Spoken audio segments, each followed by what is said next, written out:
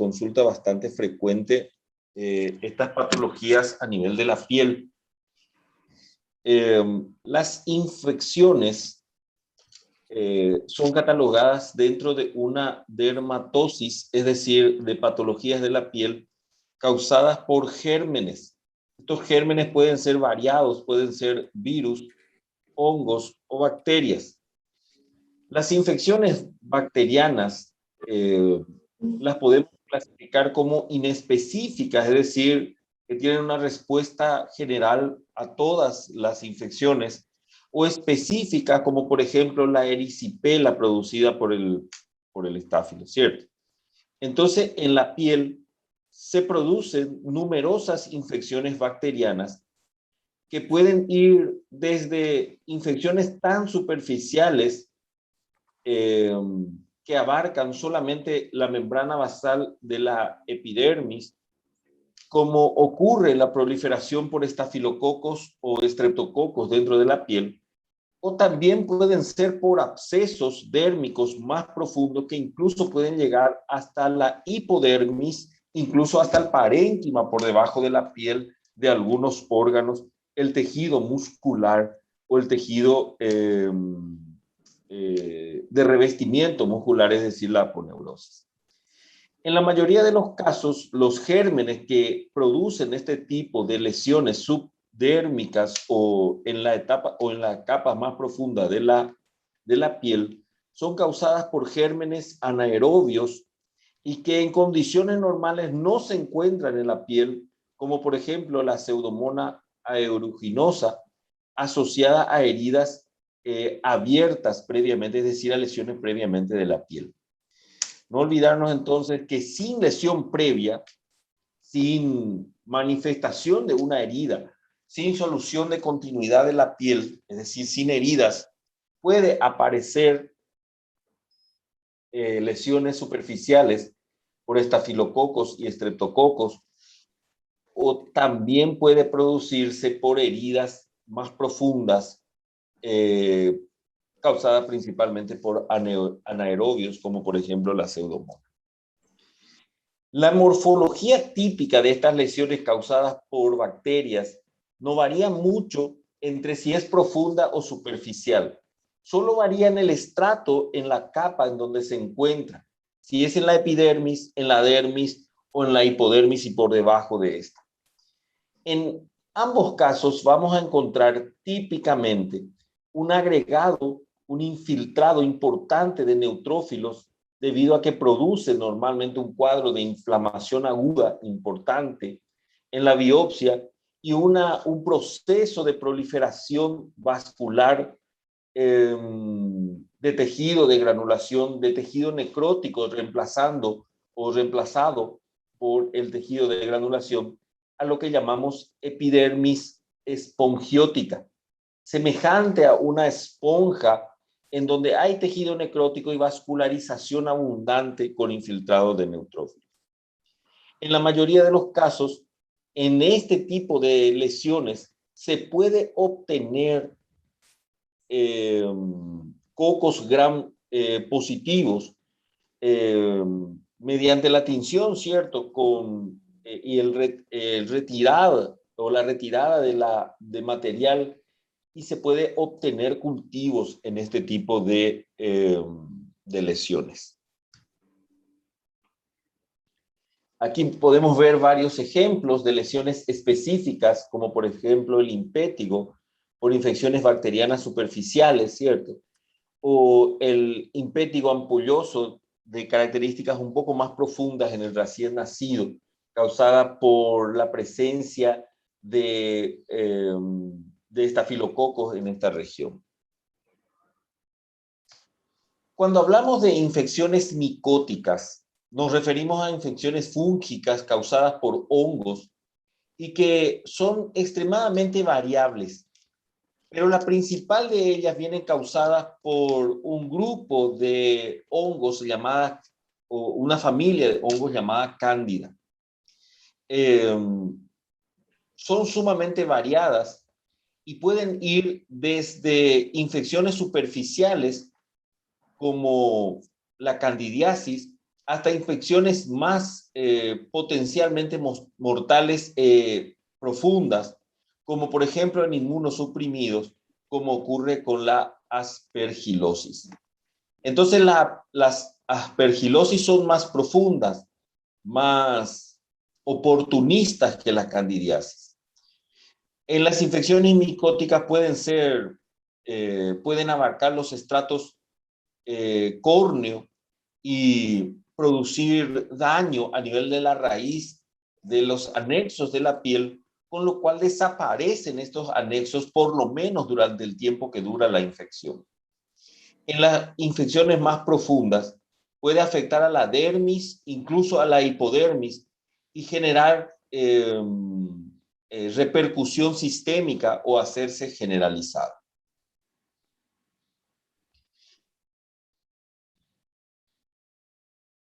Cuando la infección micótica se va a volver, vamos a decir, generalizada, cuando va a tomar parte de otros órganos, en la mayoría de los casos ocurre una diseminación hematógena y es cuando el huésped presenta una inmunosupresión, principalmente en el tipo de células agranulares, es decir, linfocitos y monocitos. Las infecciones superficiales por cándida, en la mayoría de los casos, inducen a menudo una respuesta clínica que puede simular la psoriasis debido a la hiperkeratosis y a la descamación seca que producen. Solo se producirá secreción a nivel de la herida si la herida penetra la membrana basal del epitelio de la dermis y entonces se produce la extravasación del líquido. Las infecciones micóticas más profundas son las que generan lesiones de mayor tamaño, más extensas, y en la mayoría de los casos, vuelvo a repetir, aparecen en pacientes inmunocomprometidos.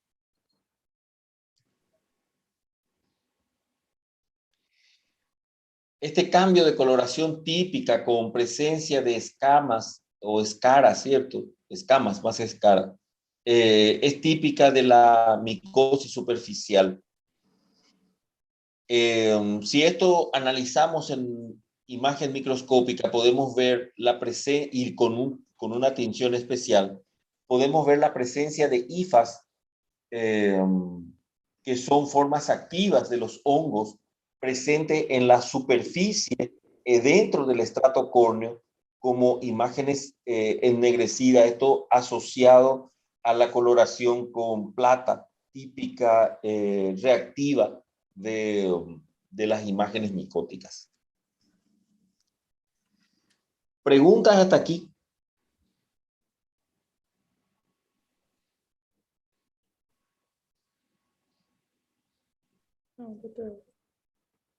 Muy bien.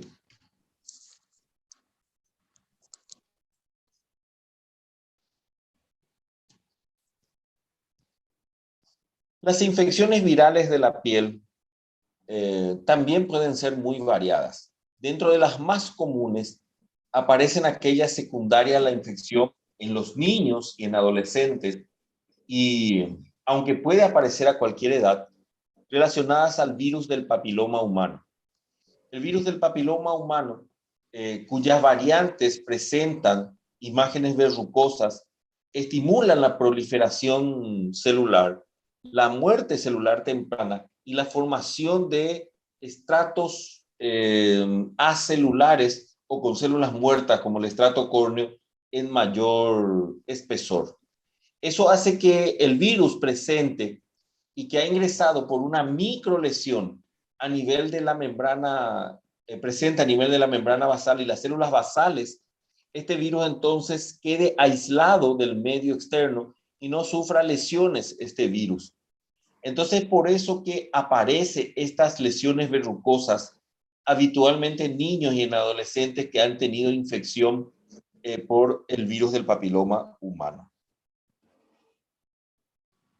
Entonces, el rasgo característico es una hiperplasia epidérmica desde la membrana basal lo cual hace que la célula sufra apoptosis más rápidamente y prolifere mayor capa de células eh, de células muertas como en el estrato córneo. En algunos casos, uno puede encontrar vacuolización citoplasmática llamada coilocitosis, que es la presencia de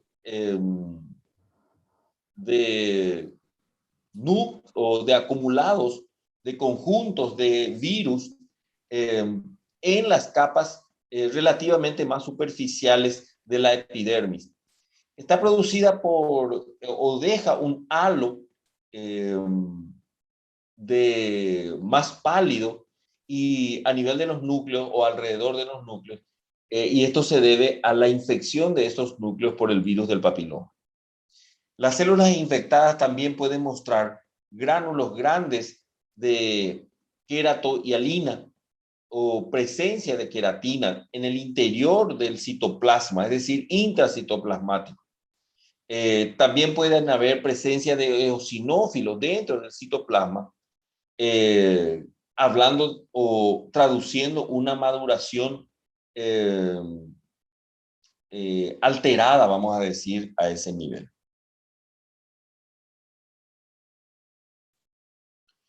Aquí podemos ver cómo se ven las imágenes con la presencia del virus del papiloma, ¿cierto? Macroscópicamente pueden ser únicas o pueden ser múltiples. Y se puede ver cómo hay un afinamiento de las papilas dérmicas. Se puede ver cómo hay hiperkeratosis a nivel, todo esto que ustedes ven en color rosa más pálido. Esto es queratina, es decir, hay un engrosamiento del estrato córneo, lo cual aísla el virus que se encuentra a nivel de la membrana basal del epitelio. En algunas situaciones, dentro de este epitelio, en el estrato granuloso o lúcido, podemos encontrar células que contienen áreas claras alrededor del núcleo, y eso es lo que se llama coilocitosis. ¿Preguntas? Doutor, essas verrugas, elas somem ou elas ficam aí pro resto da vida? En la mayoría de los casos, estas verrugas, el virus produce un proceso inflamatorio crónico, ¿cierto? Pero el cuerpo, en la mayoría de los casos, hace desaparecer el virus y desaparece la verruga. Solo que tarda mucho. Y también puede la persona, como ustedes habrán estudiado en microbiología, también la persona puede autoinfectarse, es decir, tocando un área en donde aparezcan estos virus que se encuentran dentro de la célula y que se libera a nivel de la piel, ¿cierto? De la epidermis, la persona puede vehiculizar a otras personas, pero también puede vehiculizar hacia otra parte de su propia piel. Y entonces el proceso se hace más crónico aún. Pero en la mayoría de los casos, la lesión es autolimitada y el cuerpo, en un proceso, en un tiempo bastante prolongado, que puede durar meses, incluso años, puede hacer desaparecer estas lesiones. El tratamiento consiste en disminuir el estrato córneo a partir de, estoy ya hablando de tratamiento, ¿cierto? Esto ya es dermatología, ya es clínica médica, dermatológica, ¿cierto? Pero, ya que preguntaron, el tratamiento se puede hacer con tratamiento quirúrgico, que no es muy recomendable, porque produce cicatrizaciones a veces. Cuando el cirujano es muy violento, puede tocar más abajo de la membrana basal. Pero el tratamiento médico en base al ácido salicílico, no es la aspirina, no es el ácido acetil salicílico. El ácido salicílico es una sustancia de características al medio ambiente normal sólida, y que se puede vehiculizar, es decir, mezclar en vaselina líquida y de esa manera colocar en forma tópica, y eso hace desaparecer en cuestión de días, hace desaparecer la lesión de la verruga. El Mesmo tratamiento, tratamento para espinha, né? Ácido salicílico. ¿cómo? Ácido salicílico também é usado para tratar espinhas. Mesmo tratamento. A ver, no escuché bien. El ácido salicílico también se utiliza para... Tratar espinhas na pele. Sí, cierto. Solo que en la piel normal, el ácido salicílico hay que tratarlo con mucho cuidado porque puede producir una desqueratinización importante, puede dejar la membrana, los estratos de la piel muy vulnerables, ¿cierto? Y entonces puede producir lesiones infecciosas que van a producir cicatriz. Cuidado con el tratamiento con el ácido salicílico sobre piel, puede quemar la piel. Disminuye bastante el estrato córneo y entonces puede disminuir tanto que se nos va la mano, ¿cierto? Y entonces ahí podemos producir quemaduras sobre la piel. Eso va a producir cicatriz. No es muy... Cuando hablamos de piel, tocar la membrana basal es producir cicatriz. Entonces, eso no es muy recomendable. Doutor, ¿Hola? é verdade o que o senhor falou, porque eu tinha uma verruga próxima à mão e aí eu fui tirar com cirurgia, né? Uma pequena incisão e tal. Mas o doutor parecia um açougueiro, ficou uma cicatriz feia aqui e era tão pequena. Es que, Larisa, no es por defenderle, no le conozco a tu cirujano, ¿cierto? Pero estamos hablando de milímetros, de micras estamos hablando entre tocar la membrana basal y no tocar la membrana basal. Entonces, cuando el cirujano intenta retirar una verruga, en la mayoría de los casos, retira la verruga, pero también produce un daño sobre la membrana basal. Y el daño sobre la membrana basal se llama o se traduce en lo que se llama una cicatriz. Cuando hay daño de la membrana basal, va a haber cicatriz. Por eso no es tan recomendado, excepto en condiciones como, por ejemplo, en niños en donde la membrana basal todavía no deja tanta cicatriz, o la cicatriz se repara y posteriormente desaparece en los niños. O cuando el tratamiento con ácido salicílico no ha producido el efecto, no porque el ácido salicílico no sea eficiente. Para la utilización del ácido salicílico hay todo un proceso y el paciente tiene que entender y el médico le tiene que explicar que no es fácil. Por ejemplo, para utilización con el ácido salicílico, primero hay que meter esta mano que ustedes ven aquí, esto, ustedes tienen que meter primero en agua tibia. Producir vasodilatación importante para la reparación del tejido. Producir reemblandecimiento de la lesión, porque es una lesión dura, ¿cierto? Queratínica, es como un callo importante. Y entonces posteriormente hay que lijar literalmente y disminuir el estrato córneo. Y sobre eso colocar una vez o 2 veces por día. Todo ese procedimiento hay que hacer 2 veces por día. Probablemente, Larisa, si hubieras hecho ese tratamiento, desaparecería tu lesión y no tendríamos que utilizar el tratamiento quirúrgico. El problema es que ese tratamiento tiene que hacerse por lo menos por 5 a 7 días. 2 veces por día, colocar en agua morna, ¿cierto? Agua tibia, no fría ni caliente. Y lijar las lesiones de tal manera a disminuir el estrato córneo y que el ácido salicílico llegue hasta la basal y produzca la suficiente disminución de ese ácido, de esa queratina. Eso va a dejar expuesta la membrana basal y el virus desaparecerá, porque el virus produce queratina porque le gusta vivir debajo de la queratina. induce a la célula queratiniforme a producir queratina. Doutor, deixa eu te fazer outra pergunta. Escucho. Uma verruga, ela pode acabar virando um câncer de pele? Difícilmente. Sabe por Vamos quê? a ver cuando hablemos de lesiones a nivel del cuello, del útero y el glande en el pene. Vamos a ver que a nivel de la vagina y el glande en el pene, las lesiones que se producen no son de tipo verrucosas. Son lesiones por virus del papiloma humano, pero planas. Estas lesiones planas tienden a hacer a que la célula permanezca por mayor tiempo. A ver cómo les explico.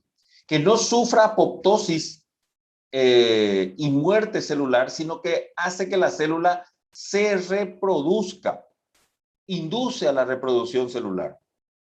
Y esta inducción a la reproducción celular sin apoptosis hace que la célula permanezca viva y siga reproduciéndose. A medida que se reproduce, más posibilidad de mutación hay. Si la célula no se reproduce, no va a sufrir mutaciones. Si la célula no juega megacena, nunca va a ganar megacena, ¿cierto? Entonces, para ganar megacena, para que sufra una mutación, tiene que jugar, tiene que reproducirse, tiene que producir mitosis, y dentro de esa mitosis es donde puede haber una mutación, y entonces va a inducir a una neoplasia. En este tipo de lesiones no hay aumento en la reproductividad de la célula. Hay aumento en la formación de queratina. Por eso se produce la verruga, no por el aumento celular. Hay una ligera hiperplasia que en rara ocasión, muy raro, induzca a la neoplasia. Aquí hay hiperkeratosis, acúmulo para aumentar el estrato córneo. Esperen que voy a conectar mi computadora porque va a sufrir isquemia. Esperen un ratito.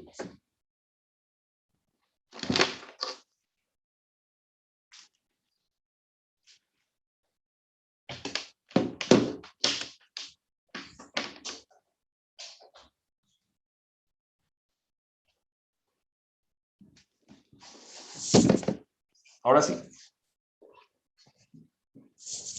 Por eso es que hay varios. Sabe por que eu perguntei? Porque a minha mãe, ela iniciou no pé dela como se fosse uma verruga mais durinha, parecia uma verruga plantar, na verdade. E aí, a gente foi indo, ela foi tratando como verruga, né? Usou ácido e nada. E aí, depois ele desenvolveu, na verdade, eu não sei se era uma verruga mesmo, né? Mas aí ele desenvolveu um câncer de pele.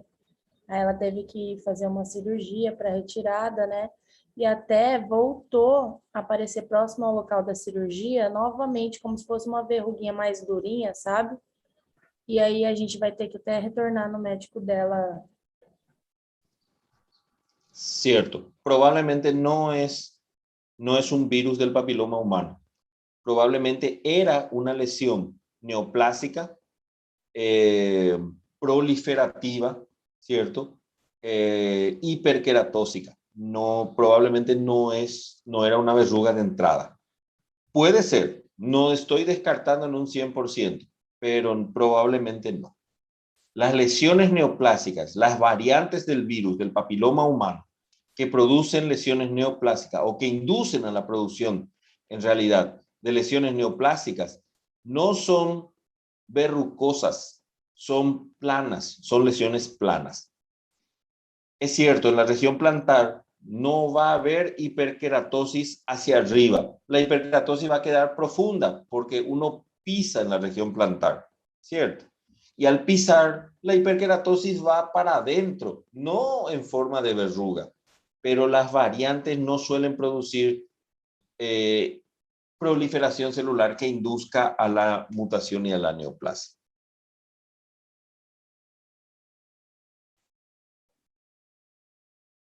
Muy bien. Trastornos ampollosos. Dentro de este grupo de patologías encontramos, por ejemplo, el pénfigo. El pénfigo, incluso, les cuento, dentro de la población brasilera,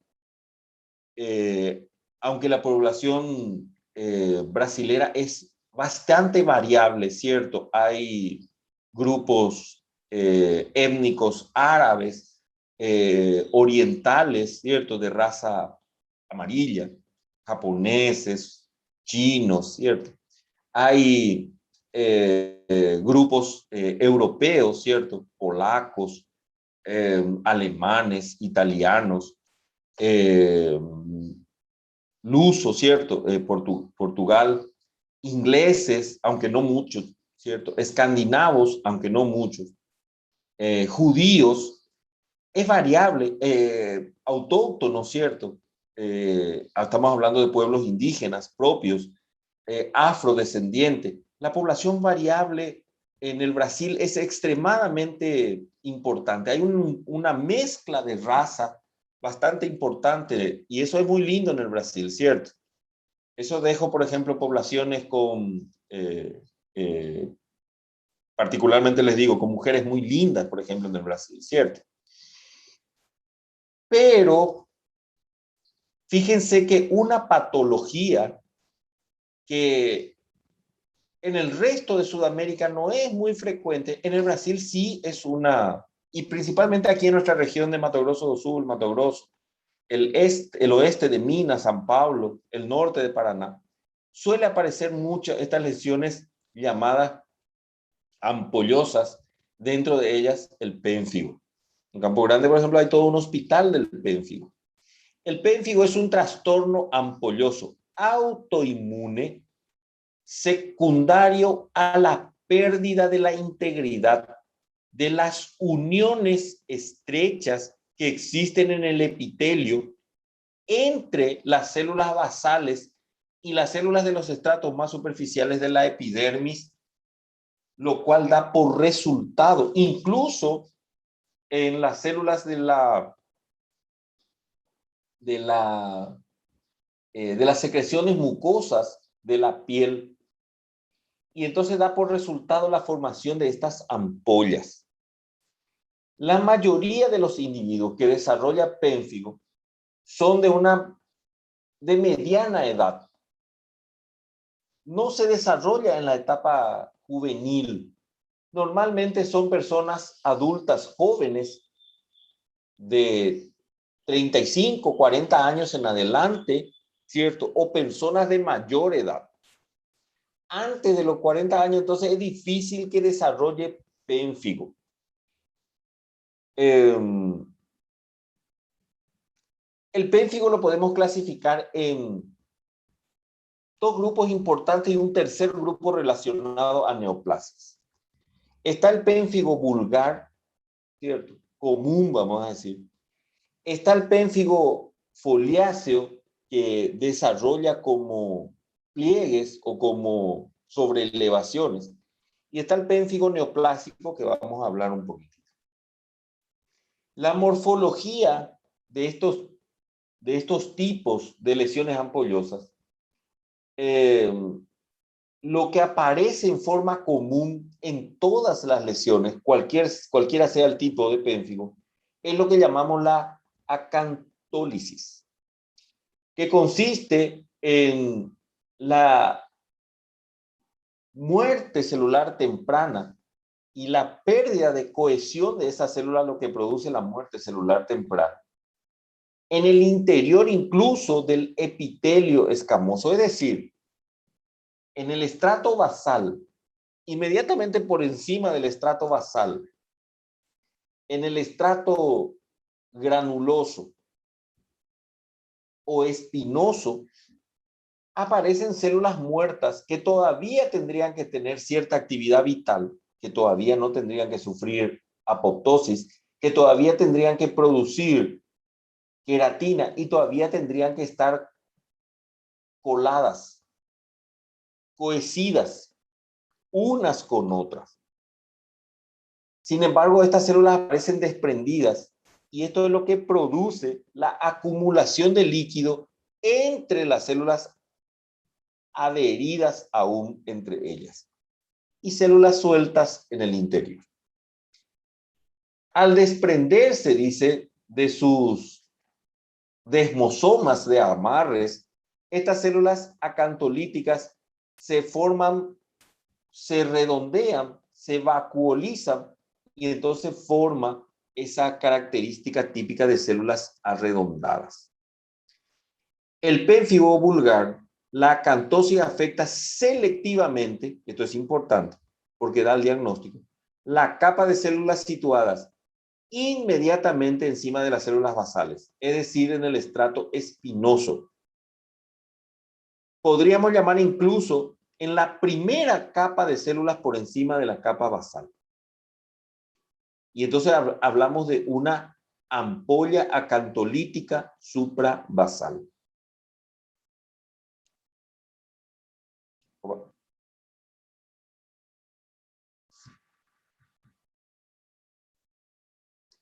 En el pénfigo foliáceo, esta acantolisis afecta selectivamente a la epidermis superficial, a la altura un poquito más para arriba del estrato espinoso, ¿cierto? El otro era en el estrato espinoso, este es en el estrato granuloso.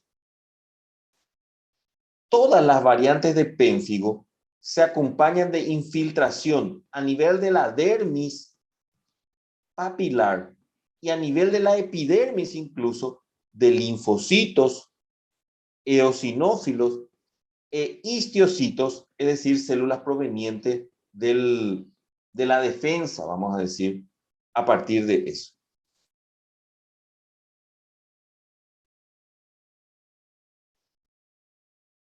Aquí podemos ver la etapa ya licuefactiva, ¿cierto? Una etapa ya donde se ha producido la ruptura de la ampolla en el pénfigo vulgar y podemos ver el pénfigo violáceo como es bien circunscripto, más pequeño, ¿cierto?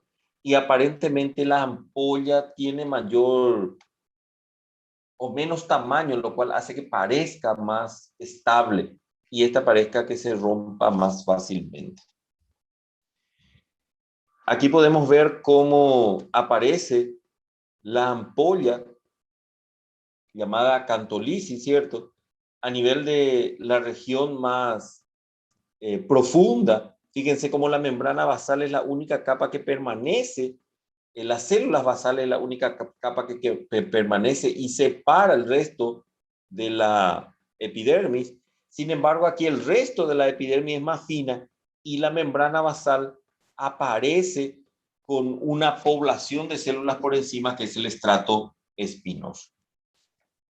Ustedes recuerdan, ¿verdad? ¿Cuáles son los estratos a nivel de la piel? Basal, espinoso, granuloso, lúcido y después el estrato córneo, ¿cierto?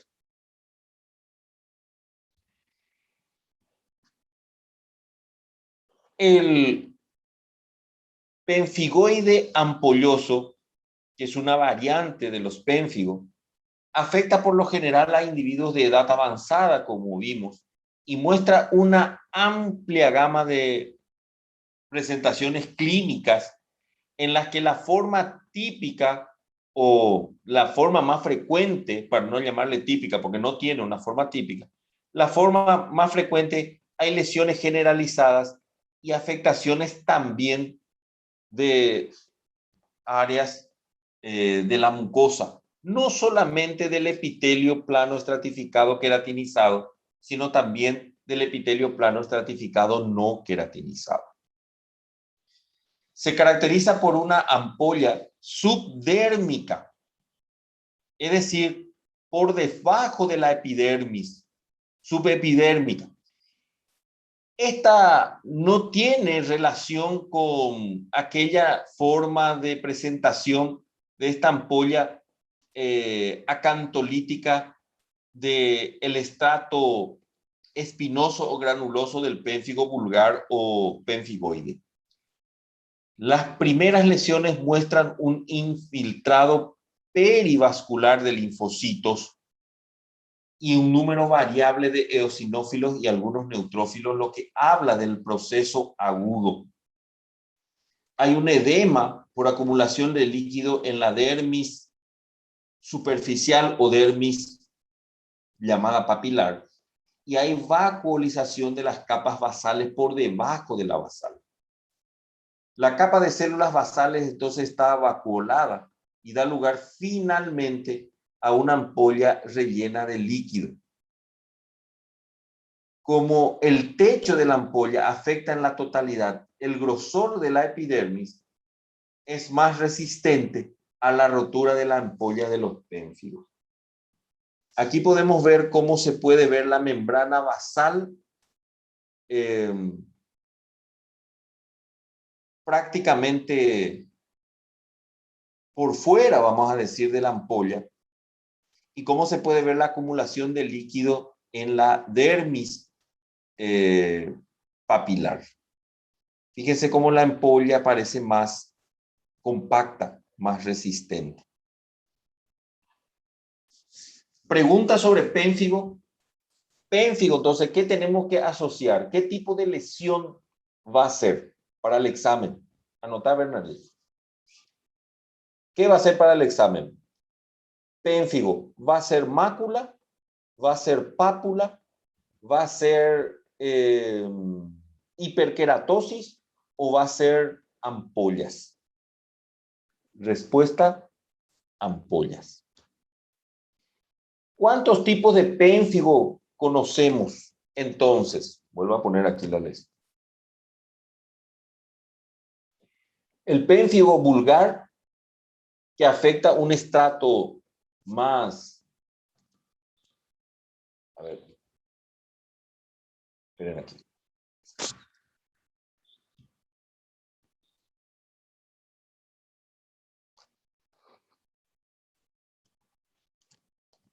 El pénfigo vulgar, que afecta un estrato más profundo, el estrato espinoso, y el pénfigo foliáceo, que afecta un estrato más superficial, es decir, el estrato granuloso. Ubicamos la lesión microscópicamente y la caracterizamos macroscópicamente. ¿Cuál es la característica macroscópica? Ampolla. ¿Dónde afecta el pénfigo? Epidermis, estrato espinoso. En la epidermis, estrato granuloso. Más que eso.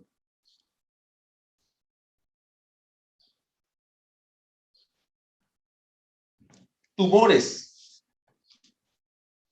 Tumores a nivel de la piel. Los tumores pueden ser lesiones benignas o lesiones premalignas o malignas, ¿cierto? Vamos a hablar un poquitito sobre las lesiones epiteliales benignas. Entre ellas, por ejemplo, el tumor de origen glandular sebáceo, el adenoma sebáceo, tumor benigno de origen glandular de glándulas sebáceas. Son tumores raros que aparecen principalmente en la región de la cabeza y el cuello. Aparecen principalmente en individuos de avanzada edad, por encima de los 60 años.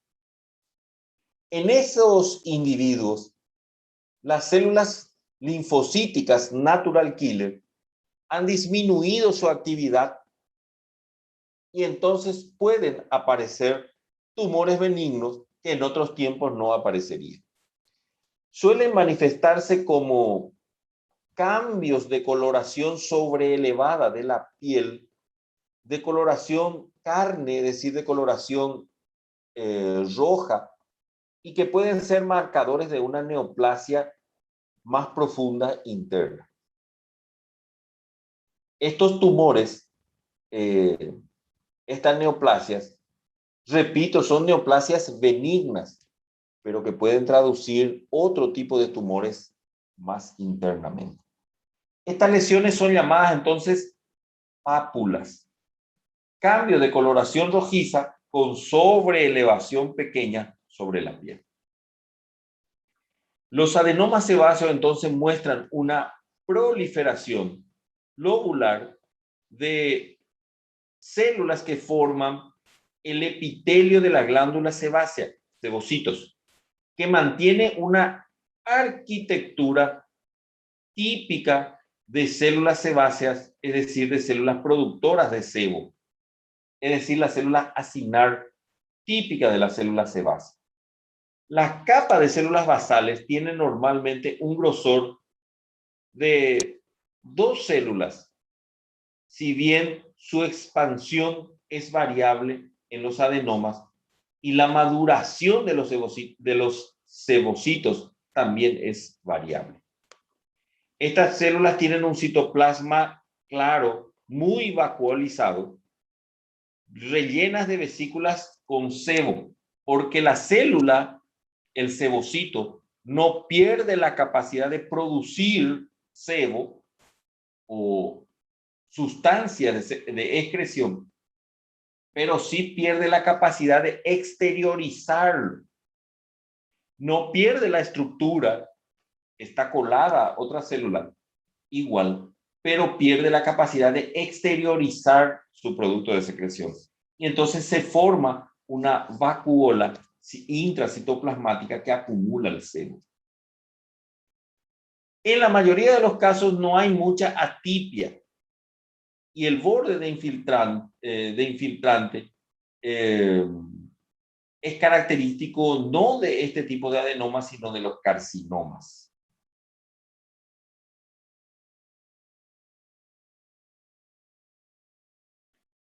Aquí podemos ver, estos son los sebocitos, esta región, cargado principalmente de células claras que contienen sebo. Cuando teñimos con una tinción especial, aparece positivo para este sebo.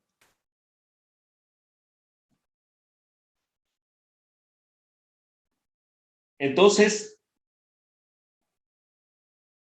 ¿cuál es la lesión epitelial benigna o premaligna más importante? El adenoma sebáceo. No olvidarnos, adenoma sebáceo es una lesión benigna o premaligna. Los tumores epidérmicos malignos, en primer lugar, aparecen aquellos de revestimiento puro, es decir, el carcinoma escamoso. Los carcinomas escamosos son tumores frecuentes que aparecen en zonas expuestas al sol. Casi nunca aparecen en zonas.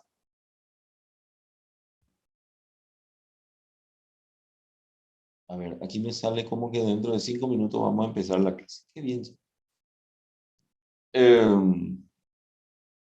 Los carcinomas escamosos entonces son tumores que aparecen casi siempre en zonas expuestas. Brazo, cuello, miembros o extremos de los miembros, manos, pies. Estas lesiones, excepto las lesiones de las piernas, estos tumores muestran una incidencia mayor en hombres que en mujeres. En las mujeres sí aparece con mayor frecuencia en las piernas, pero en el resto del cuerpo es más frecuente, en los miembros inferiores, ¿cierto? Piernas, pies. Sin embargo, en el varón suele ser más frecuente en el resto del cuerpo. Otros factores que inciden sobre la aparición de la luz solar son, por ejemplo, la presencia de aceites o alquitranes derivados del petróleo. La utilización entonces de estos aceites, por ejemplo, un mecánico, ¿cierto? Que utiliza aceites y que diariamente está trabajando o con las manos con aceite, tiene mayor predisposición al carcinoma de células escamosas. La presencia de úlceras crónicas con procesos de cicatrización y formación va a predisponer a la mutación y a la presencia del carcinoma escamoso. Las cicatrices antiguas de quemadura, no aquellas recientes, sino aquellas que se produjeron durante la niñez y que produjeron destrucción importante de tejido, las quemaduras de tercer grado, pueden producir o inducir a la formación de carcinomas escamosos. La ingestión de algunas sustancias irritantes, ionizantes, como por ejemplo álcalis o arsénico o aquellas radiaciones ionizantes son frecuentes como inductoras del carcinoma escamoso. Aunque en la mayoría de los casos la causa principal es la exposición a la luz ultravioleta. Los carcinomas escamosos in situ se caracterizan por células sumamente atípicas en todos los niveles de la epidermis, no solamente a nivel de la basal, sino en todos los estratos. Aparecen células vivas con proliferación celular, con mitosis. Estas células no tienen aquella disposición típica paralela a la membrana basal, sino que están desorganizadas, amontonadas en un sitio, buscando la nutrición cercana que pasa por los capilares a nivel de la dermis. El proceso adquiere características invasoras cuando estas células se abren por debajo de la membrana basal, rompen la membrana basal e infiltran los capilares. Los carcinomas escamosos invasores muestran una diferenciación variable desde tumores pobremente diferenciados, muy malignos, hasta altamente diferenciados, casi lesiones benignas. Repito, los carcinomas escamosos invasores muestran una diferenciación variable que va desde tumores formados por células escamosas muy atípicas, muy infiltrantes, hasta células neoplásicas formadas por células redondas sumamente anaplásicas con focos de necrosis y queratinización únicamente intracelular. Algunas células son muy atípicas y otras son células... La menina va a caer ahí. Oi, menino.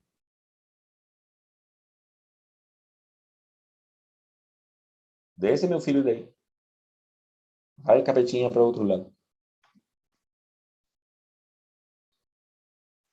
Entonces pueden ser muy indiferenciados o pobremente indiferenciados. Lesiones típicas con ulceración, ¿cierto? Y un nódulo en la parte posterior. Fíjense, aquí. También aparece, por ejemplo, esta área de infiltración de células y fíjense cómo no se respeta la membrana basal. Esto era la membrana basal, sin embargo, aparecen hiperkeratosis en esa zona. Otro tipo de neoplasias malignas de la piel son los carcinomas vasocelulares. Los carcinomas vasocelulares es el cáncer humano más frecuente. Es un tumor de crecimiento lento que rara vez da metástasis. Suele aparecer en áreas sometidas a exposición crónica a la luz, miembros, extremidades, dedos, manos, región de la cara, región del cuello.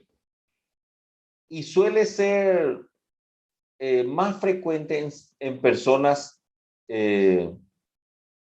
con pigmentación muy pequeña. Es decir, es más frecuente en personas de raza aria.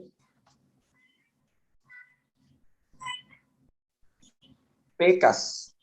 ¿Saben lo que es las pecas, verdad? Aquellos cambios de coloraciones. Suele aparecer en este grupo de personas este carcinoma vasocelular. Las células tumorales se parecen a la capa de células epidérmicas normales de las que proceden.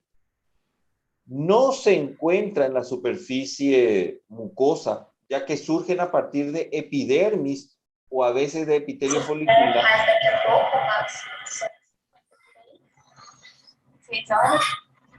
Ou se quiser ver, agora estou tendo aula, né? Que eu já fiz rapidão. Valesca.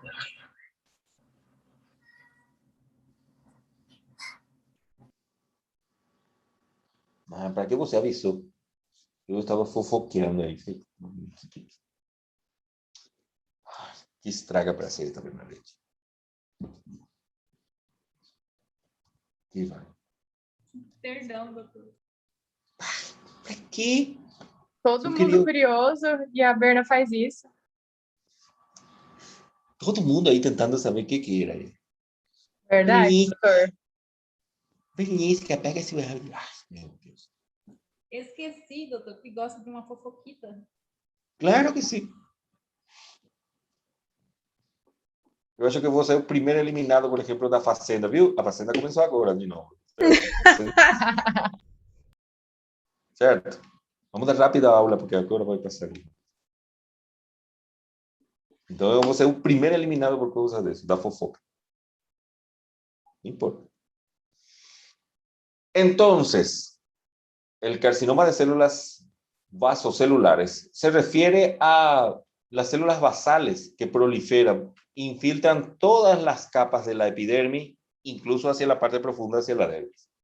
El crecimiento puede ser multifocal a partir de la epidermis, y a esa le llamamos de tipo superficial. O puede ser lesiones nodulares que crecen hacia la profundidad, hacia la dermis, en forma de cordones o de islas de células que han migrado y proliferado separados de la membrana basal. Y a eso entonces le llamamos de forma de lesiones nodulares o profundas.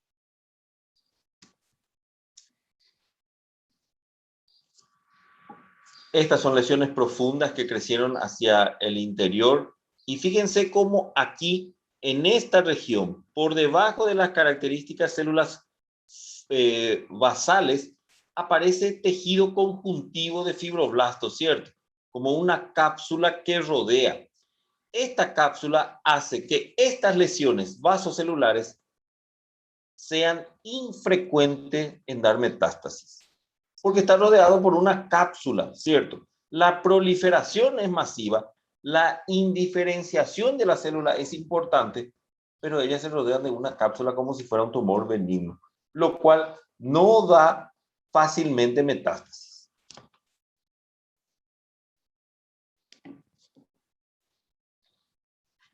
Tumores o lesiones pseudotumorales de los melanocitos. El nevus es un crecimiento, vamos a decir, es un tumor benigno. Los nevus melanocíticos están compuestos inicialmente por células redondeadas u ovales. Estos son los lunares, que crecen formando nidos localizados bien circunscriptos a lo largo de la unión entre la dermis y la epidermis. En la membrana basal, encima de la membrana basal, si hablamos microscópicamente, están exactamente en la capa basal de la epidermis, pero que pueden infiltrar la dermis. Los núcleos son uniformes, es decir, todos tienen características redondeadas. Contienen núcleos pequeños, parece pignóticos, y con una actividad mitótica escasa o nula. Se reproducen, pero muy lentamente. Dichas lesiones se denominan nevus de la unión. Son estas lesiones, pueden ser sobreelevadas, pueden ser planas, pueden tener un halo alrededor. El nevus displásico, ahí ya hay que tener un pequeño cuidado. El nevus displásico puede aparecer esporádicamente en un grupo familiar, lo cual habla de que hay una predisposición hereditaria en ciertas personas. Se heredan de forma autosómica dominante y se les considera precursores de los melanomas. En la variante esporádica, en aquella que aparece en alguna persona sin relación genética, el riesgo de transformación maligna parece más bajo y se parece más al nevus común. La morfología del nevus displásico consiste fundamentalmente en un nevus compuesto en un grupo de células melanocíticas compuesta con datos citológicos y arquitectónicos anormal. Ya no todas las células son con núcleos redondeados, no todas las células son redondeadas, no todas las células tienen un núcleo condensado tipo pignótico. Algunas son alargadas, aplanadas. Los nidos de células de Nebus en el interior de la epidermis pueden ser de gran tamaño y mostrar fusión o cohesión anormal entre un nido y otro. Así, por ejemplo.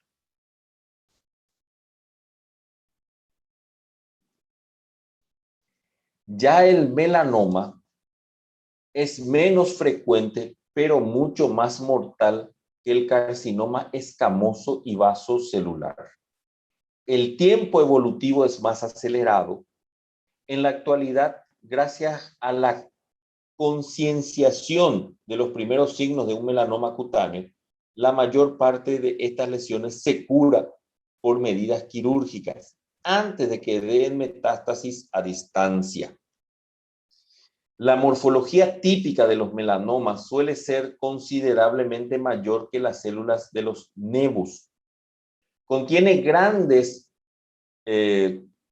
o núcleos grandes con contornos irregulares a los que la cromatina se agrupa característicamente en la periferia de la célula, cerca de la membrana nuclear. Tiene núcleos prominentes, eosinófilos, que se describe a menudo como de coloración rojo cereza, ese núcleo. No es basófilo como los núcleos normales, son eosinófilos. Las células malignas carecen en forma o crecen en forma de nido y poco organizadas, y las células, pueden haber células individuales con estas características en las diferentes capas de la epidermis o en el interior de la dermis. Estos son los melanomas, y fíjense la característica eosinófila de algunas células características.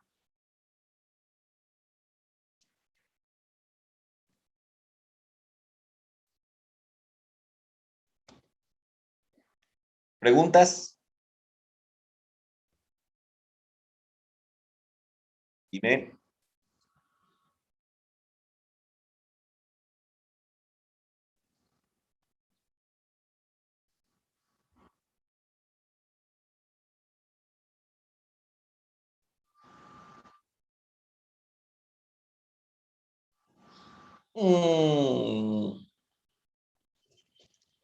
En realidad, se habla de que el diagnóstico de nevus fue equivocado y era un melanoma de entrada, no la transformación de un nevus hacia un melanoma.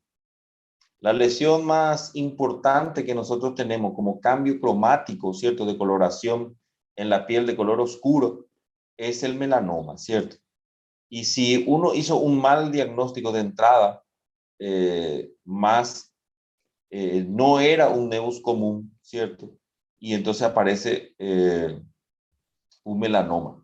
Lo que nosotros tenemos que hacer es controlar los nevus a ver si es que no tienen signos de melanoma. Irregularidad en el borde es uno de ellos.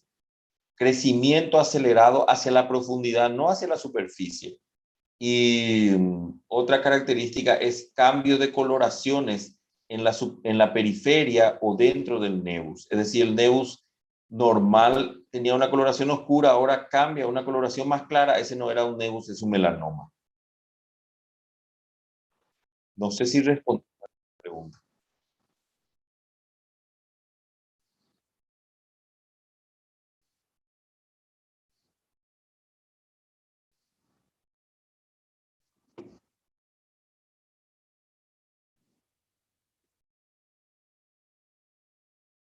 Mm.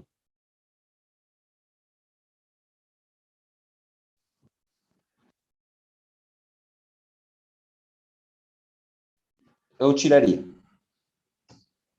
No duvidaría.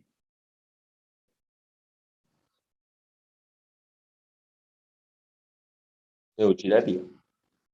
Pelas dúvidas. É melhor. Eu tirar um inocente a deixar um culpável dentro, certo? Es así. Otra pregunta.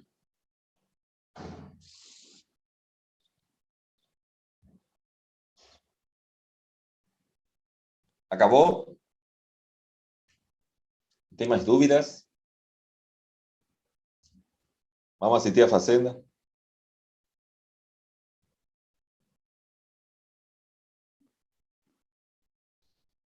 Muy bien. Como, Entonces, profe? pregunto se não tem mais dúvida, então a gente poderia assistir a Fazenda, certo? Ah, não. Fazenda também não.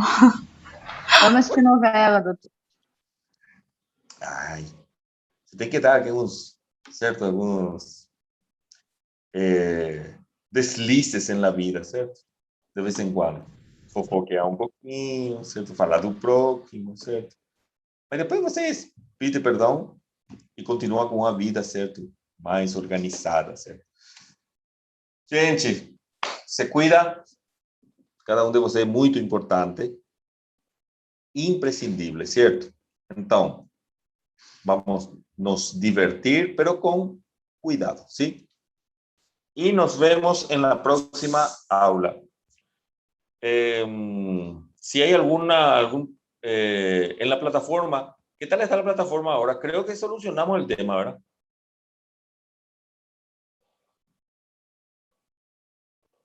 Creo que tienen aulas y videos ahí. Cualquier cosa ustedes saben. Me avisan los delegados si es que hay problemitas y solucionamos, ¿sí? Se cuida muchísimo. Nos vemos en la próxima.